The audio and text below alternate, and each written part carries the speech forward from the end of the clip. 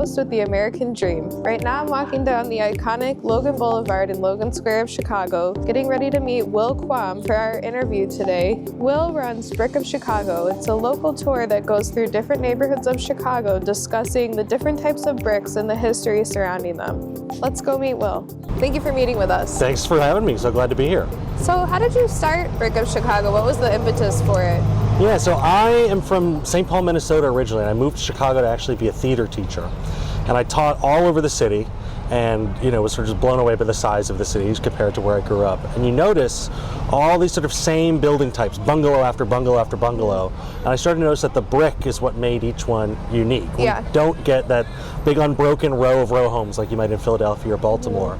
And I started to, from that, notice how many different colors and textures and patterns and designs were possible with brick. So I started taking pictures and started giving tours, and 9 years later, here I am. That's awesome. Yeah. And what does the tour consist of? Like, how long is it? Which neighborhoods do you focus on? So I do 10 different neighborhoods around the city. As far north as Rogers Park, far south is Beverly, with Bronzeville, Hyde Park, McKinley Park, Albany Park, all over the city, and Logan Square, where we are today. And they all start from a place of first teaching you that brick is actually surprisingly really interesting thing, and that there's a lot going on with it. But from there, we dive into neighborhood history and architectural history and all the weird little interesting things that have happened in these neighborhoods and what makes them unique. Because Chicago is such a city of neighborhoods, and each of these neighborhoods has so many different stories and generations of people that come through it. And it's all kind of hiding in plain sight, just like the brick. So what is your most interesting brick fact? My most interesting brick fact, with Chicago specifically, is that in Chicago at one point, 11% of all the brick made in the entire United States was made right here in Chicago. Oh. Yeah. In 1916, that's 100 million more per year than was made in Indiana, Iowa, Wisconsin, and Missouri combined. Yeah. We made a lot of brick.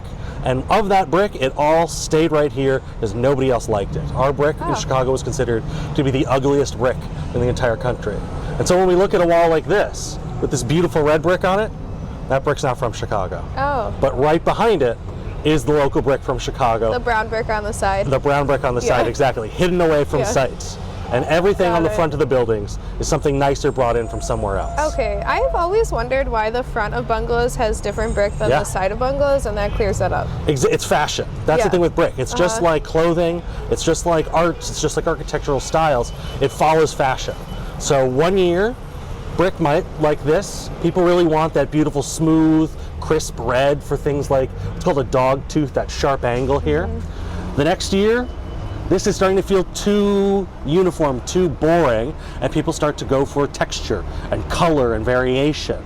And then, a little while later, maybe they want something a little more fabric-like, and then something a little more earth-toned.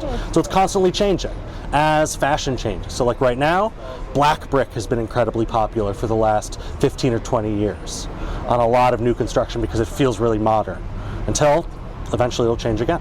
I think I thought they were painting that brick, so it's actually black. It's actually black brick. Okay. It's what they're doing is they're using, in many cases, a very high iron content clay that has a nice shine to it, and then a bunch of manganese oxide turn it really dark black. Oh, so where does that come from? It's coming from a couple different places, Nebraska, Indiana, from Nebraska, Iowa, Pennsylvania. Is where those clays come from. Something like this red probably came from somewhere like St. Louis, or maybe Philadelphia. Brick is so geographical based on what is present in the clay there. And so in Chicago, as we changed fashion, we changed where we were taking brick from. While all the brick on the side, inside the building remained the same. So interesting, and what a niche thing for you to get into. I love a rabbit hole, and I found a rabbit hole I can really dive down. Yeah, you absolutely did. Yeah. What's another really interesting brick fact? What's your number 2 favorite brick fact? My number 2 brick fact, I would say is, I love all my children equally, it's hard to pick one, that you see all these really rough textured or interesting textured bricks that we'll see a little later on.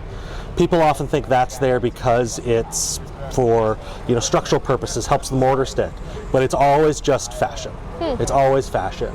And there are these ways that brick makers will stab or cut or press into the clay to make it look really rough and really interesting in ways that serves no real purpose, but just as something that people find interesting to look at. That is really interesting. How often do you do your tours? When do you do them? I do them from April to November, twice a day every weekend, and then usually once during the week, all spring, summer, and into the fall until it's just a little too cold.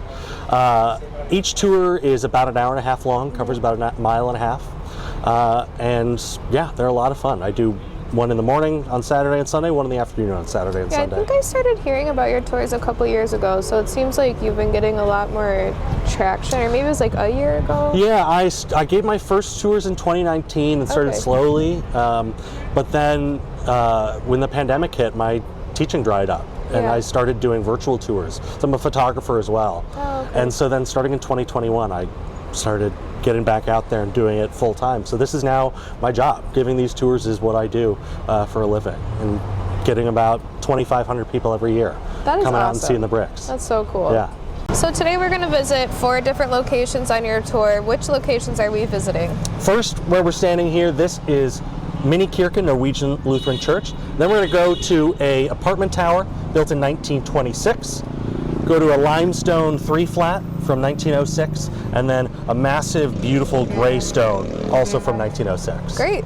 So we're standing in the square of Logan Square right now at one of Will's stops on his tours. Will, what should we know about this building? So today it's called Minikirken. It was built in 1908 as Christkirke. It's a Norwegian Lutheran church. So back in the day, in 1908, Logan Square was Chicago's Norwegian neighborhood. This was the area the Norwegians were really moving into. And so you had a lot of Norwegian institutions like this. As a building, a piece of design, this is a Gothic building, so it's all full of these curves and spikes and sort of tall, skinny points. The design for this church is actually stolen from a church in Norway by the architect Charles Sorensen. He borrowed the design for a church there for this church. I mentioned that this brick was really popular at one time, this perfect red brick, and that's what they call it, the perfect brick, because it was made by machines, grinding the brick up and then smashing it into molds. And it was the first machine-made brick that could come out in a really predictable way. And so on these Gothic buildings, it makes for these lovely, sharp, angled details here. Today, in 2025, this is the last Norwegian Lutheran church left in Chicago, and this is also one of only 2 churches left in the country that still gives service in Norwegian too. Oh, okay, that's so interesting. I didn't know that they gave services in Norwegian. They do, yeah. My late grandfather was a Norwegian Lutheran pastor, so these are the things I have to know. Yeah. Yeah. Wow, that's really interesting. Anything else we should know about this building? I would say something that surprises a lot of people when I mentioned, that if you were to take one of these bricks off, you would see that Chicago brick behind it. In 2020, you could have actually physically seen that. This building, over a period of 100 years, as they tuck pointed it, where you scrape off some old mortar, put in new mortar, they used mortar that was way too strong and trapped a lot of moisture.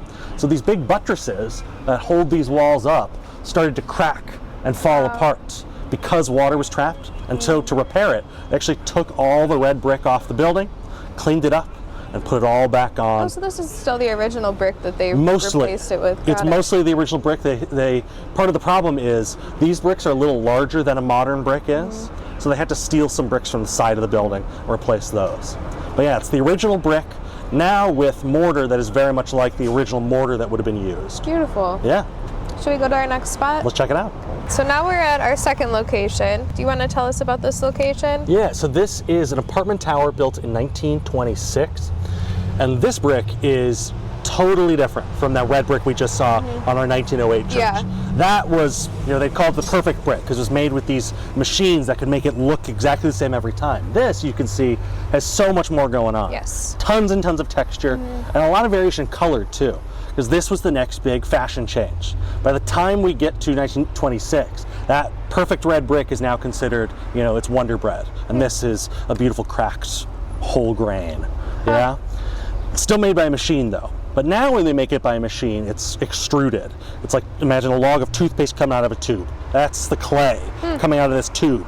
And as they take it, as that tube of clay moves along, they stab it with these rollers covered in spikes to gouge these holes into it. That again serves no purpose besides just looking interesting. And then when they fire it in these huge coal kilns with really high ranges of temperature and fuel and air. So you get a really high range of colors, of blues and oranges and yellows and greens that then get mixed together on the wall, where it looks like, you know, mostly brown or orange brick wall, but the idea is it's more like autumn leaves. It's a natural scene with texture and a color variation that makes it more visually interesting.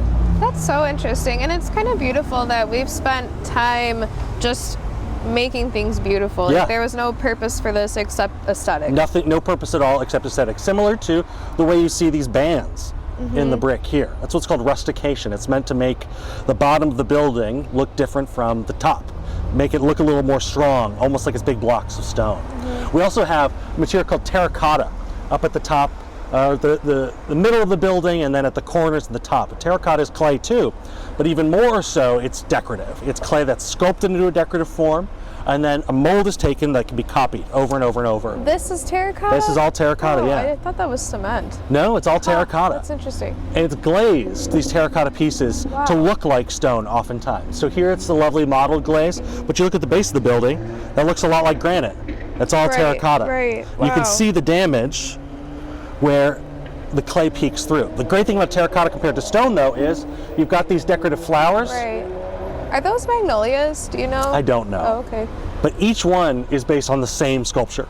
So each piece is identical. If you did that in stone, someone would have to carve each one over and over again. So it allowed, in the 1920s, for a lot more decoration on buildings at a lot lower price.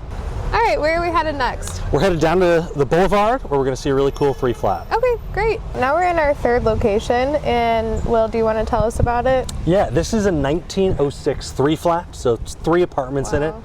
It's covered in limestone, not brick, but brick is what's holding it up. The limestone's there, just decorative. But the real reason I love this building is because of this guy right here, this little face peeking out of the column right there. Yeah, it's the sort of thing you walk by 1,000 times a day and never even notice, and suddenly you stop and realize there's a guy in the building. Yeah. And what it is, it's what's called a green man. The green man comes from Northern European folklore and is this creature, this person made of the earth and made of leaves and vines and trees, and oftentimes tucked away into architecture, just like you could see right here. Another famous example would be on Talia Hall. The keystone is the green man. Or if you've seen movies in Arthurian legend, the green man shows up a lot. And here he is, just watching us from Logan Boulevard. Love it, so cute. He's just like... Yeah, exactly. You gotta always keep your eyes up to see, is there somebody in the building with eyes on me? All right, so should we go to the next one? Yeah, we're gonna go check out a beautiful building built for a man who made a lot of money selling ice. So this house was built for John Rustman and his family. John Rustman made a lot of money making ice. He founded the Jefferson Ice Company. Built this house here on a triple lot. This is 3 lots with this incredible garden. One interesting thing is this was not built as a single family home. It wasn't built as a mansion. It was built for 2 different generations. One generation on the first floor, second generation on the second floor. Shared amenities like a ballroom up on the 3rd floor because you don't need your own ballroom. Yeah. It's covered in all that limestone. Same limestone we saw before, what's called Bedford limestone, this smooth gray limestone you see all over Chicago, but it's also the same limestone you'll see on National Cathedral or on the Empire State Building. Here, it's all these incredible custom carved designs. But what I really love about it too is, you look at the side of the building, none of that Chicago common brick. It's all that much nicer, more expensive brick. You'll see the same thing on the other side too, because if you were wealthy and you had the money, you could hide that brick away. You can notice it almost has a little bit of a shine to it. That's not glazed, that's iron in the clay. It's called iron spot brick. It's my favorite kind of brick. It's brick full of these little iron impurities that turn molten in the kiln and then cool into all these little shiny bits of metal on the surface of the brick. And it makes for a brick that's constantly changing throughout the day as it reflects the light and reflects the sky. And architects like Frank Lloyd Wright loved this iron spot brick because it really makes for an earthy looking material. Well, that wraps up our mini tour. Thank you so much. That was very interesting. Everybody watching should check out Will's tours, Brick of Chicago. So before we sign off, give us one more fun brick fact. I'll tell you a story. I collect bricks. And my favorite brick in my collection is a McFeely fire brick. And they're bricks made by the McFeely family, and they made a lot of money selling these bricks, so much so that they got terrified that their grandson was going to be kidnapped. What? So they sheltered him really intensely, Oh. which means he didn't make a lot of friends, and so he instead would make puppets as friends. Oh. He then later took those on TV as Mr. Rogers. Oh, really? That is incredible. His family made their fortune making bricks, and he took that and became Mr. Rogers. And he turned into such a sweet and well-adjusted guy. I know, and so I have a McFeely brick Wow. stamped with the McFeely name on it Yeah. that I keep in my office because he's one of my heroes. Wow, shout out to all of the shut-in puppeteers. Exactly. Well, thank you so much, Will. Thank you. Again, I'm Jen Romolo, the host of American Dream, and this is Will Quam with Brick of Chicago, and we'll see you next time. Thank you.